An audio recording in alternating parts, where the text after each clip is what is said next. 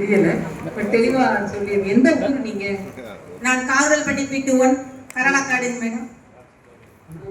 ராசிபுரம் தாலுகா. ஆமாங்கம்மா, ராசிபுரம் தாலுகா ஆபீஸ்ல நான் கொடுத்த மனு நிலுவையில் இருக்குதுமா. இதுவரையில விசாரணை செய்யல.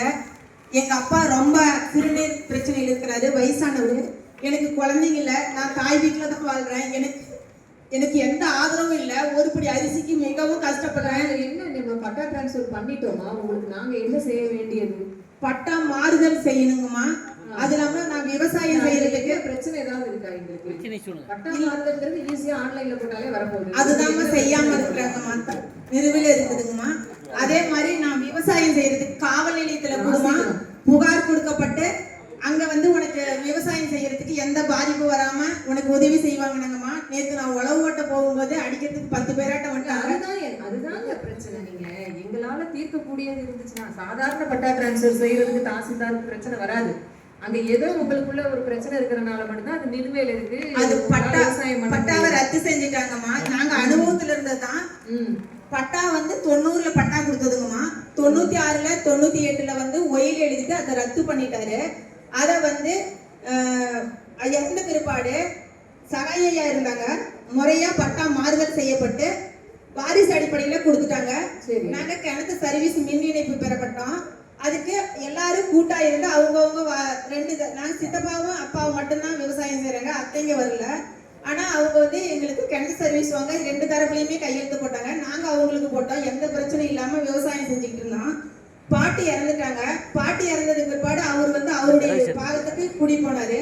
போகும்போது மின் இணைப்பு பெறதுக்காக விவோ ஆபீஸ் போயிருக்கிறாங்க. அப்ப எல்லாரும் கையெழுத்து போடணுங்கிறதுனால கொஞ்சம் பணத்தை கொடுத்து அந்த பழைய ஒயில் எழுதி வச்சதை வச்சு என்ன மாத்த முடியுமான்னு கேட்டுக்கிறாரு. அதனால துணை தாசில்தார் சீனிவாசன் சார் பட்டா மாறுதல் மேல்முறையீடு இல்லாம பட்டா மாறுதல் செய்யப்பட்டு அதுக்கப்புறம் எங்களுக்கு பிரச்சனை கொஞ்சம் கொஞ்சமா ஆரம்பிச்சுது. நிறைய தகராறு பண்ணாங்க. அது அப்படியே மேல்முறையீடுக்காக நான் மனு கொடுத்துக்கிட்டே இருந்தேன். பலமுறை மனு கொடுத்து அந்த மனு நிலுவையிலே இருக்கும், தள்ளுபடி ஆகும். திரும்ப வருவாய் ஆட்சியர் வருவாய் கோட்டாட்சியர் பார்த்திபன் சார் நம்ம சரவணன் சார் தான் விசாரிக்கிறதா இருந்துச்சு. அவர் வேற ஏதோ பயிற்சிக்கு போறதுனால நானே விசாரிக்கிறமான்னு நாலு கணக்கிலே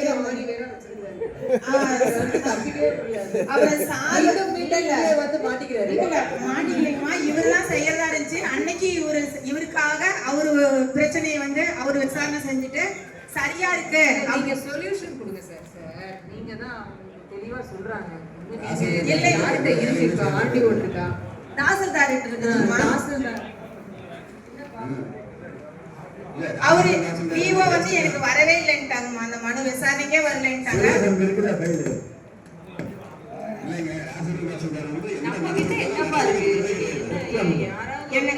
தவறு பண்ணி வச்சுக்கிட்டு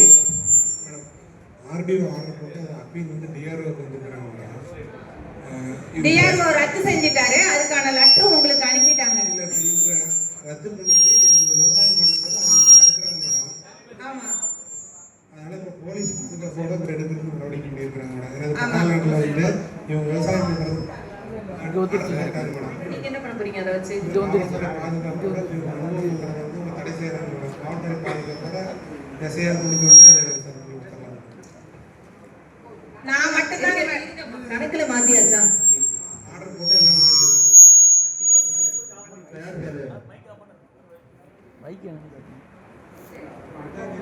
பாதுகாப்போட நீங்க அவங்களுக்கு விவசாயம் பண்றதுக்கு கொடுக்கணும். நன்றிங்க மாமா.